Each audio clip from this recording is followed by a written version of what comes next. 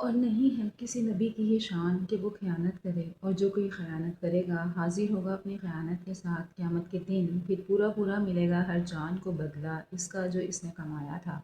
اور ان کے ساتھ نا انصافی نہ ہوگی۔ بھلا کیا وہ شخص جو چل رہا ہو اللہ کی رضا پر مانند اس شخص کے ہو سکتا ہے جو گھر گیا ہو اللہ کے غضب میں اور ٹھکانہ ہو اس کا جہنم، جبکہ وہ بہت ہی برا ٹھکانہ ہے۔ یہ دو قسم کے لوگ درجے کے لحاظ سے مختلف ہیں اللہ کے نزدیک، اور اللہ نگران ہے ہر اس عمل پر جو وہ کرتے ہیں۔ یقیناً بڑا احسان کیا ہے اللہ نے مومنوں پر کہ بھیجا ان میں ایک رسول انہی میں سے جو پڑھ کر سناتا ہے انہیں اللہ کی آیات، اور تزکیہ نفس کرتا ہے ان کا، اور تعلیم دیتا ہے ان کو کتاب اللہ کی، اور سکھاتا ہے ان کو حکمت، اگرچہ تھے وہ اس سے پہلے یقیناً کھلی گمراہی میں۔ کیا ایسا نہیں ہوا کہ جب پہنچی تم کو کوئی مصیبت، جبکہ پہنچا چکے تھے تم اس سے دگنی مصیبت دشمنوں کو بدر میں، تو تم نے کہا کہاں سے آ گئی یہ؟ کہہ دو یہ مصیبت تمہاری اپنی ہی لائی ہوئی ہے، بے شک اللہ ہر بات پر پوری طرح قادر ہے۔